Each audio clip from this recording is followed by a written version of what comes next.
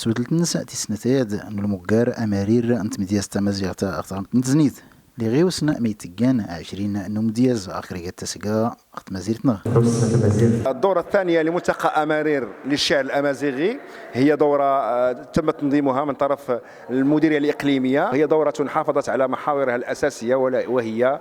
الأنشودة التربوية الأمازيغية، وكذلك تنظيم أمسيتين شعريتين ثقافيتين أثثهما ثلة من الشعراء والفنانين المرموقين على الصعيد الوطني والجهوي والدولي. كذلك تم تنظيم ندوة علمية حول الأنشودة التربوية الأمازيغية استفاد منها ثلة من الأساتذة والمكونين التربويين بمراكز التكوين، مراكز الجهويه للتكوين. كذلك تم تنظيم حفل لتوقيع بعض الاصدارات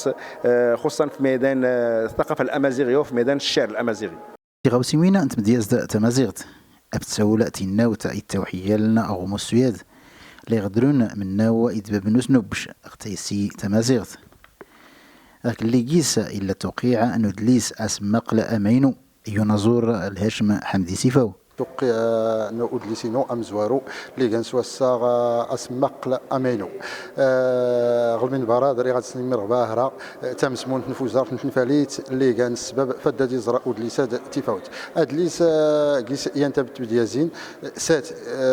غزيفنين ديات غزولن غصاد غكليس ندير ثلاث توقع عن صغير أنا سنمير تكليتير من المديرية الثقافة وزارة الثقافة اللي دي حيل أنا مقارد فدا قيس ملين يعني يمسنفلوا لنا اصنفلوا لنا المشاركه نوتقى مشاركه كرا نتمديازين شلحيت نكي شاعر مزدوج زرت كرت حسانيت كرت مزيغ غصا شاركت كوست تقصيدين انت مزيغ تمس نغي اسكر القافيه مس نشلحيت زوند اكل بالركاله غارقان كيدي وخان لي الا غزاري في الحجابي امديازنا ديدان سو مصري خير الدين غتزنيد درونتي مديازين نسنا دو قدود يحضرنا غيك اللي تيوس ولا تربوت نزوران اللي ديوش كان غيفوس انت مزيرتنا